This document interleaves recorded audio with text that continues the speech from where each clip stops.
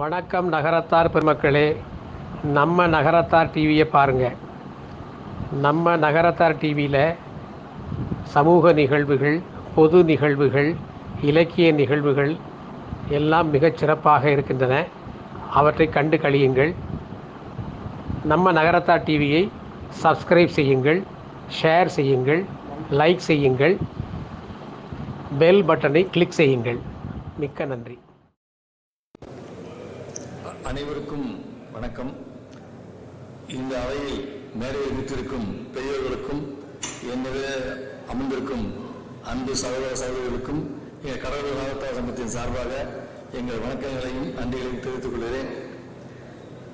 நாங்கள் கடலூர் நகர விருதி இப்போதுதான் 50 வருடமாக கடலூர் நகரத்தார் சங்கம் நடந்து கொண்டிருக்கிறது. கார்த்திகை 21 தான் இந்த வருடம்தான் நாங்கள் கடலூர் நகர விருதியை தேர்ந்தெடுக்கிறோம். அதற்கு நமது நகரத்தார் சங்கத்தின் இங்கே வந்திருக்க பெரும்பாலான அழைத்திருந்தோம். நமது இந்த தஞ்சாவூர் நகரத்தார் சங்க தலைவர் நாராயண அவர்கள் வந்து சிறப்பித்தார்கள். ஆகவே இந்த தருணத்தில் எங்கள் நன்றியை தெரிவித்துக் கொள்கிறோம். கடலூரை பொறுத்தவரை 100 மெம்பர்கள் தான் இருக்கிறோம். இருந்தாலும் தற்போது நகர விருதி கட்டி கோயிலுக்கு பக்கத்திலே இருக்கிறது. போய் வேண்டிய ரயில்வே ஸ்டேஷன் பஸ் ஸ்டாண்டு பக்கத்திலே இருக்கிறது. அதனால் அனைவரும் வந்து தங்குவதற்கு வேண்டிய ஏற்பாடுகளை செய்திருக்கிறோம். தற்போது அந்த வேலை நடந்திருக்கிறது. இந்த மற்ற ஊர் மாதிரி பெரிய இப்போ மதுரை, தஞ்சாவூர், திருச்சி மாதிரி அங்கே நிறைய புள்ளிகள் இல்லை. இருந்தாலும் எங்களால் முடிந்தவரை அதை செய்து கொண்டிருக்கிறோம். நகரத்தார் சங்கங்களை பொறுத்தவரை ஓரளவுக்கு தற்போது நல்லபடியாக வந்து கொண்டிருக்கிறது. அது வந்து பெரும்பாலும் நமது நகரத்தார் சமூகத்திற்கு உதவிகரமாகத்தான் செய்து கொண்டிருக்கிறார்கள். இருந்த போதிலும் நான் என்னுடைய சில விஷயங்களை சொல்கிறேன். நமது நகரத்தார் சமூகம் தற்போது அதிகமாக அதிகமாக வளரவில்லை. ஒரு குடும்பத்துக்கு ஒரு பையன்தான், ஒரு பொண்ணு அல்லது ஒரு பையன்தான் இருக்கிறார்கள். கிட்டத்தட்ட ஒரு பையனையும் வெளிநாட்டுக்கு அனுப்பிவிடுகிறார்கள். தற்போது நமது தமிழ்நாட்டிலே இருக்கக்கூடிய நகரத்தார்கள் மிக குறைந்து கொண்டே போகிறோம். கிட்டத்தட்ட அன்னைக்கு பேசிக் கொண்டிருக்கும் போது 80,000 பேர் தான் இருக்கிறோம். 80,000 பேர் ஒரு இடத்துல நம்ம இல்லை. இன்னைக்கு அண்ணன் சொல்லும் போது நகரத்தார் சங்கங்கள், சமூக சங்கங்கள், ஜாதி சங்கங்கள் சொன்னார்கள். இன்றைக்கு அரசியல்வாதிகள் அதை வைத்தான் வீட்டு கொடுக்கிறார்கள். நம்ம பொறுத்தவரை, என்னை பொறுத்தவரை 3 குழந்தைகளையாவது பெற்றுக்கொள்ள வேண்டும்.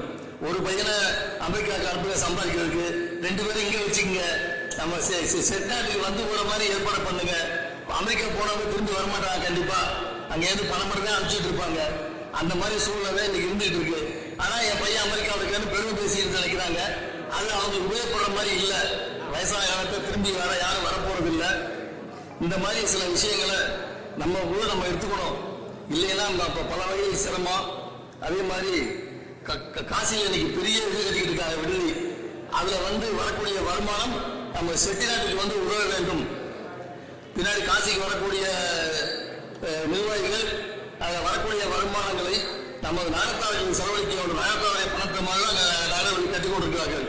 அதை மீட்டெடுத்து எவ்வளவோ செலவுப்பட்டு இன்னைக்கு இந்த வேலை நடந்து கொண்டிருக்கிறது. அதனுடைய வருமானம் வந்து நகரத்தாருக்கு பயன்பட வேண்டும். கண்டிப்பாக காசிக்கு போய் எல்லாரும் பெரும்பாலும் போனால் 2 நாள் 1 நாள் தங்கியிருப்பாங்க.